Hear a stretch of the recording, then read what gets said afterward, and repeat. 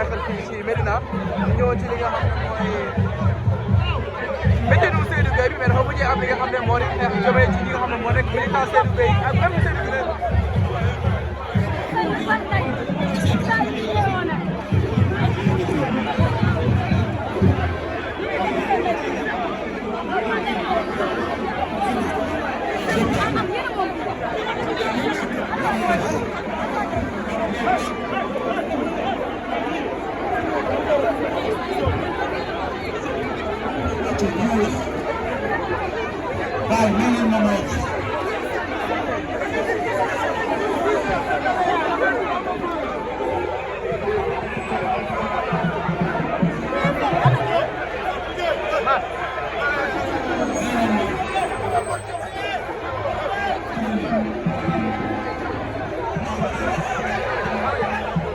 jërë ngeen jëf mbokki internet yi nga xam ne yéen a ngi bàyyi xel fii ci Dakar Instant comme ni ngeen ko gisee dans les images yi nga xam ne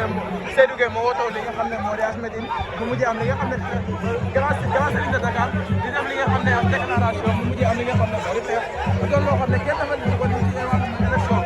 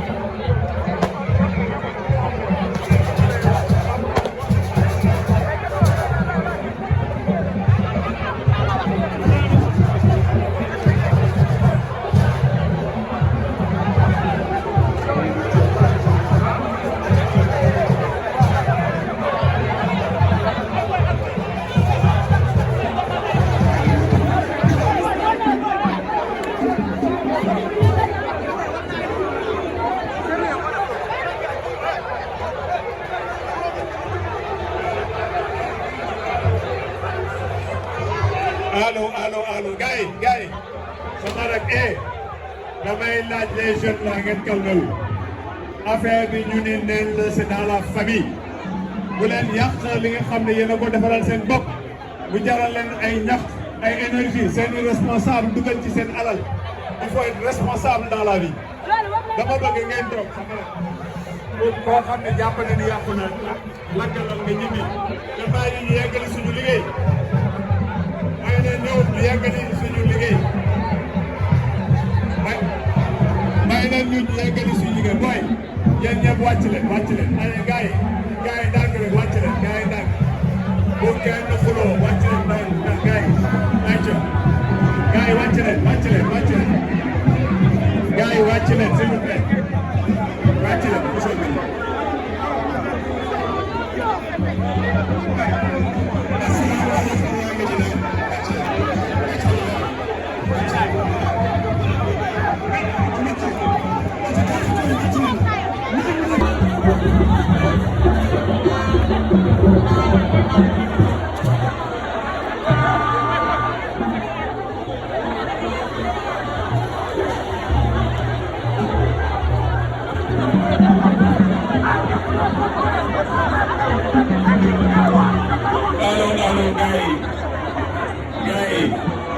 je demande aux trois responsables de la Médina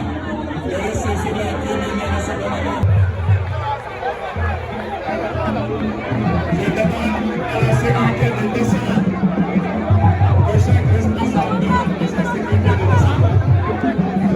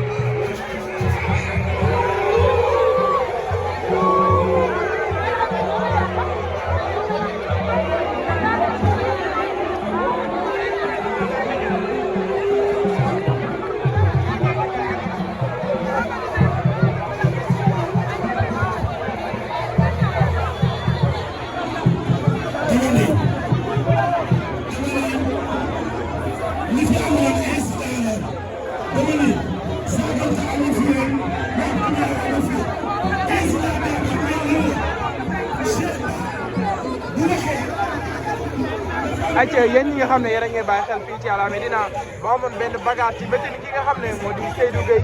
ci ñi nga jëm ci wàllum Seydou Gueye ak Cheikh Ahmed Tidiane Ba discours yoo xam ne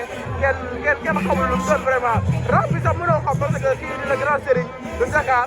moo doon def li nga xam ne moo di discours am na lu mu wax lu mu war a wax mu andi li nga xam ne moo di xeex bi comme ni ngeen gisee daal ci baax ñoom ñu ngi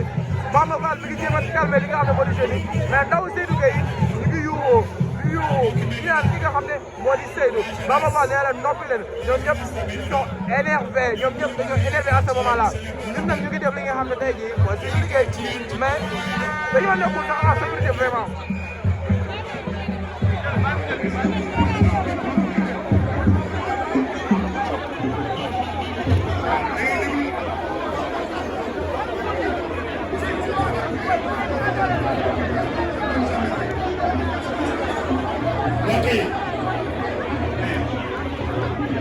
comme grand serigne de Dakar mi ngi noonu di ñibbi moom soo xool li ci xeex bi ci moom la jógee parce que am na lu mu war a taxaw ndax mi ngi noonu xam naa dinañu jox ay leeral fan yii ñu jëm incha allah.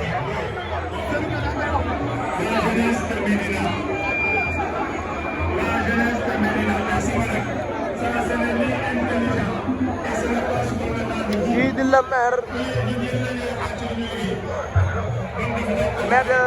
de Dakar. ñaari ñetti nit ñoo fi yokk ñu leen di toog ñu ci yéen ñu yaakaar ci liggéey bi d'accord nee na ñu jàkkaarloo bi yéen léegi am na responsable lii dem na bokk yaakaar moo fi ne liggéey bi benn la ok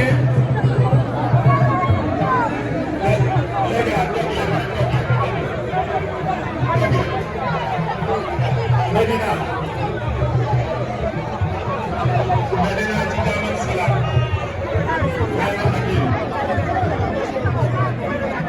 bu ngeen nekkee ci meeting seeni ay technique seeni rak seeni ba léegi ñu gën a ko ndax ndaw ñi à ce moment là kenn mënul leen li nga xam ne Kane kii di la maire moom mi ngi def li nga xam ne moo di liggéeyam vraiment moom mi ngi non damay dul parce que lu ñu gis lañu wax li am la ñu wax garaaw si la vérité mais l'essentiel garaaw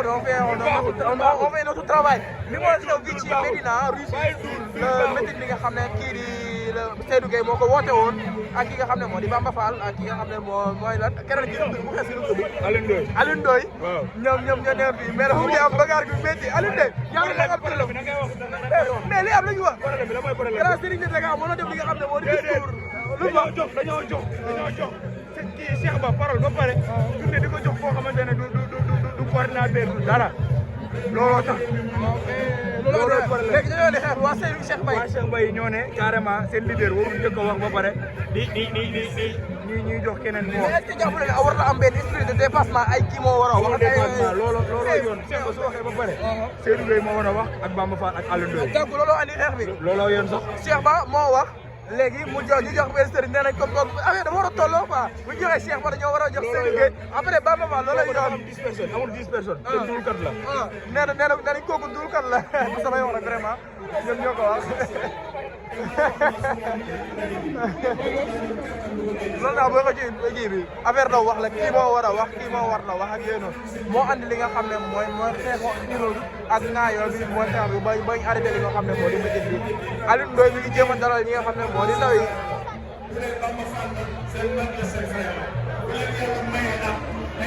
ci Alioune Ndoye mooy def discours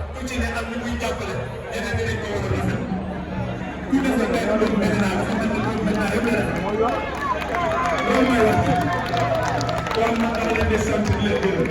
naa ko mën jógee fii di ko fu ñu yenn yi parce que yéen benn ngeen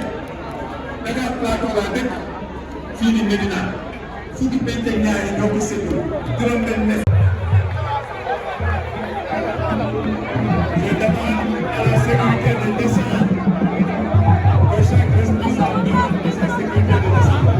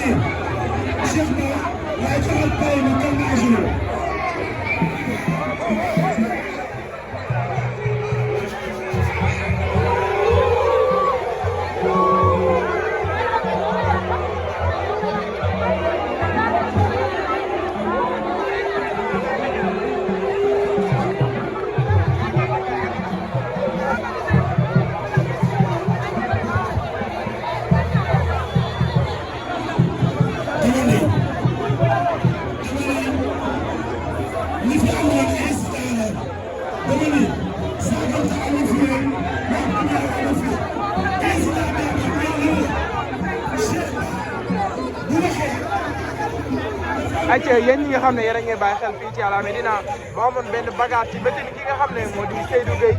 ci ñi nga jëm ci wàllum Seydou Gueye ak Cheikh Ahmed Tidiane Ba discours yoo xam ne kenn xamul lu mu doon vraiment rap bi sax mënoo xam parce que kii di la grand serigne de Dakar moo doon def li nga xam ne moo di discours am na lu mu wax lu mu war a wax mu andi li nga xam ne moo di xeex bi parce que c'est dans les images ñoom ñu ngi Bamba Fall mi ngi jéem a calmer li nga xam ne moo di jeunes yi mais ndaw Seydou Gueye ñu ngi yuuxoo ñu naan ki nga xam ne moo di Seydou Bamba Fall nee na noppi leen ñoom ñëpp ils sont énervés ñoom ñëpp dañoo énervé à ce moment là ñun nag ñu ngi def li nga xam ne tey jii mooy suñu liggéey mais dañoo nekkul sax en sécurité vraiment.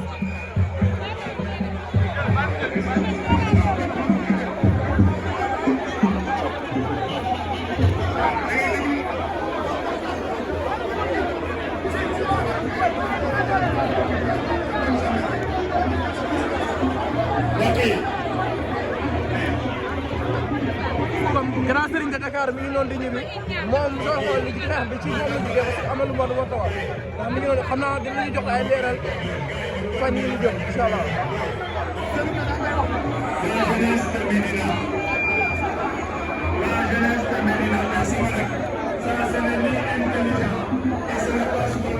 kii di la maire de Dakar. ñaari ñetti nit ñoo fi yokk ñu leen di toog ñu ci yéen lañu yaakaar ci liggéey bi ñeneen lañu jàkkaarloo bi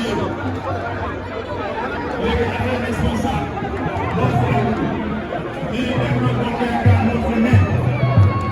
liggéey bi benn la ok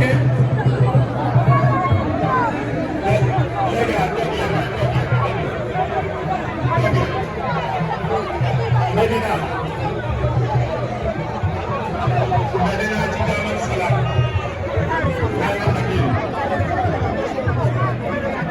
bu nekkee ci meeting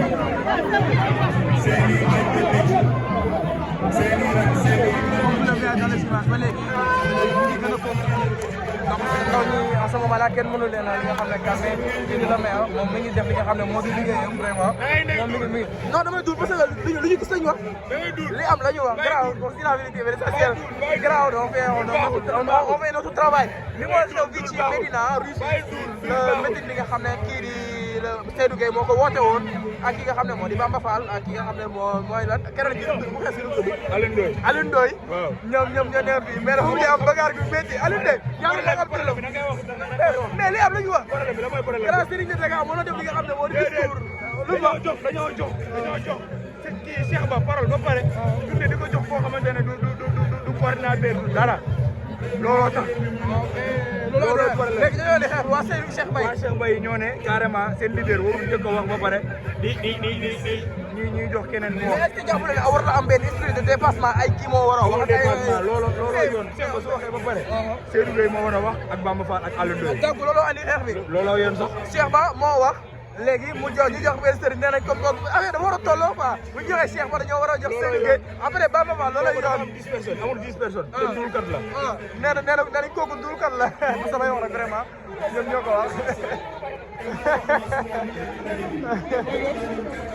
loolu daal boo ko ji bi affaire daw wax la kii moo war a wax kii moo war la wax ak yéen moo andi li nga xam ne mooy xeexoo xiiroo ak naayoo bi mooy xeex bi bañ arrêté li nga xam ne moo di métit bi Alioune Ndoye mi ngi jéem a dalal ñi nga xam ne moo di ndaw yi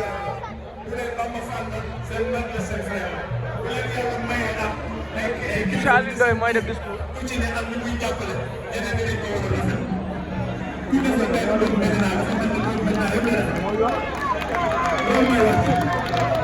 kon nag dama leen di sant di leen gërëm na moom la jógee fii di ko taw yenn yi parce que yéen benn ngeen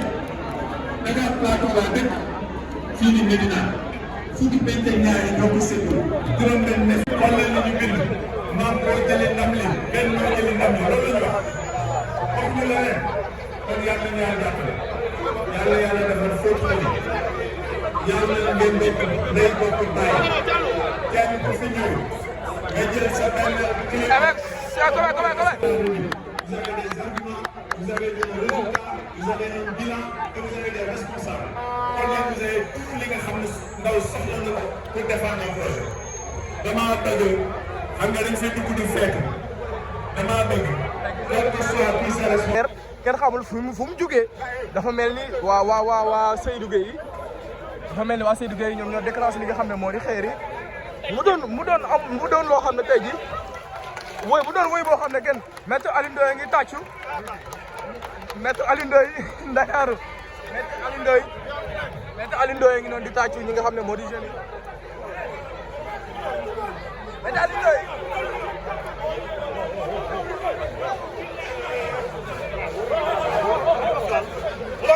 maître Alioune Ndoye mi ngi noonu ñibbi xeer yi nag kenn xamul fu mu jógee maître Alioune Ndoye mi ngi noonu di maître Alioune Ndoye mi ngi ñibbi. y a une blessée. ok kala si da ñu ngi may si yàlla léegi y a une blessée.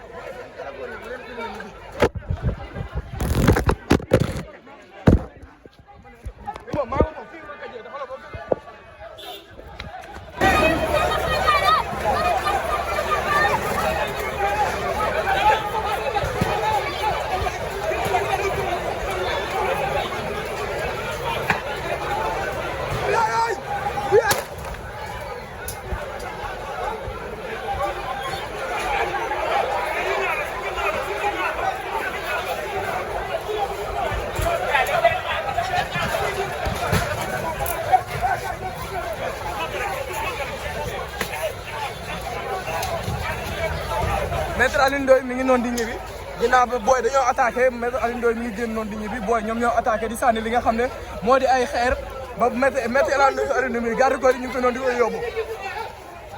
Bamba Fall maître ba le maire Bamba Fall moom mooy dem noonu le maire Bamba Fall moom mooy def noonu ba ça reste ki nga xam ne moo di le maire Alioune Ndoye maître Alioune Ndoye tamit moo nekk nii. maître Alioune Ndoye maître Alioune Ndoye mooy ñëw ñibbi. booy affaire bi xawoon na li def li nga xam ne moo di calme ñu jékki-jékki gis ay xeer kenn xamul fu mu jugee dafa mel ni waa Seydou Gueye yi dafa mel ni waa Seydou Gueye yi ñoom ñoo déclenché li nga xam ne moo di xeer yi mu doon loo xam ne tey ji woy bu doon woy boo xam ne kenn maître Alioune Ndoye ngi tàccu maître Alioune Ndoye Ndakaaru maître Alioune Ndoye ngi noonu di tàccu ñi nga xam ne moo di jeunes yi maître Alioune Ndoye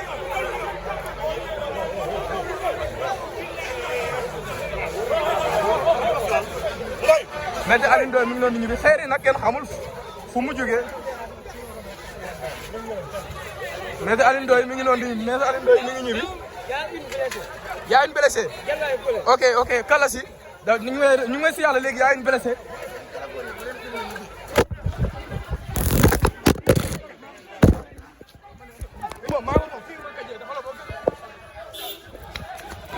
kenn xamul fu mu jugee dafa mel ni waa Seydou Gueye yi dafa mel ni waa Seydou Gueye yi ñoom ñoo déclenché li nga xam ne moo di xeer yi mu doon loo xam ne tey ji woy bu doon woy boo xam ne kenn maître Alioune Ndoye ngi tàccu maître Alioune Ndoye Ndakaaru maître Alioune Ndoye ngi noonu di tàccu ñi nga xam ne moo di jeunes yi maître Alioune Ndoye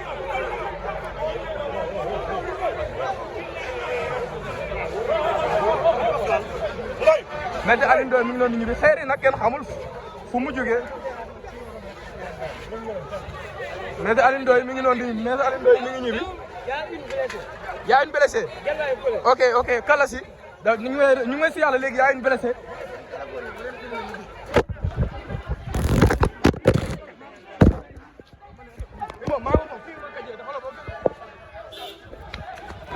kenn xamul fu mu jugee dafa mel ni waa Seydou Gueye yi dafa mel ni waa Seydou Gueye yi ñoom ñoo déclenché li nga xam ne moo di xeer yi mu doon loo xam ne tey ji woy bu doon woy boo xam ne kenn maître Alioune Ndoye ngi tàccu maître Alioune Ndoye Ndakaaru maître Alioune Ndoye ngi noonu di tàccu ñi nga xam ne moo di jeunes yi maître Alioune Ndoye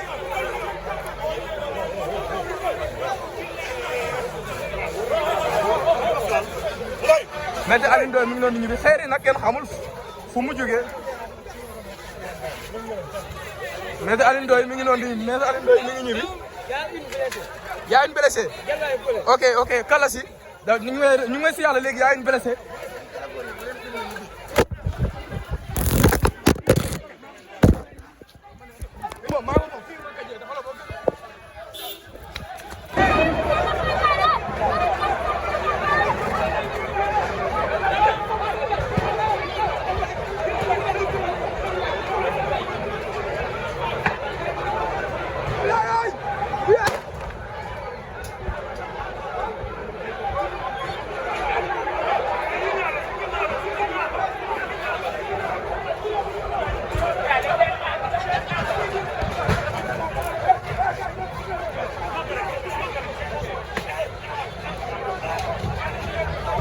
Maître Alioune Ndoye mi ngi noonu di ñibbi ginnaaw ba booy dañoo attaqué Maître Alioune Ndoye mi ngi génn noonu di ñibbi booy ñoom ñoo attaqué di sànni li nga xam ne moo di ay xeer ba Maître Alioune Ndoye mi garde corps yi ñu ngi ko noonu di koy yóbbu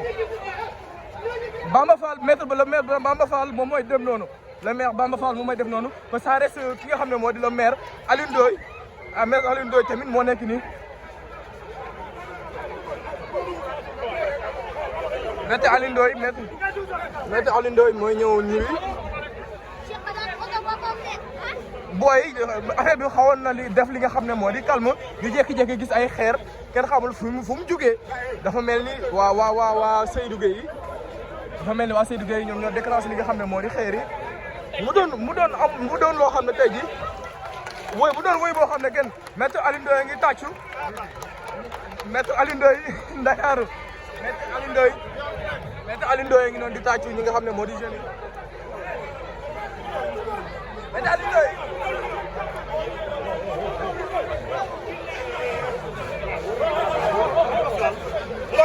maître Alioune Ndoye mi ngi noonu ñibbi xeer yi nag kenn xamul fu mu jógee maître Alioune Ndoye mi ngi noonu di maître Alioune Ndoye mi ngi ñibbi y a une blessée ok kala si da ñu ngi may si yàlla léegi y a une blessée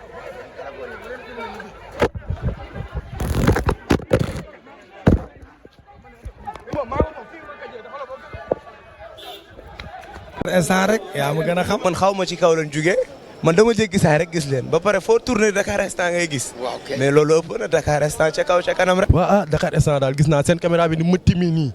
xam naa ne bëri na doole trop ba mënuma xool bu baax damay pis di pàcc nii. waaw Dakar instant dama leen di suivre si seen page YouTube daal. waa Dakar instant moom boo xoolee ñoom seen tur rek day wane lool ndax chaque instant c'est le bonheur. Monsieur le maire loo wax ci Dakar instant. waaw c'est une première mais ni ma gisee Dakar instant dafay prouver ne ko Dakar instant ci kanam la jëm incha allah. gars ñu ngi koy suivre Dakar instant lan leen laay wax na gars yi dem abonné loolu bëgg si actualité ñëw leen si Dakar instant.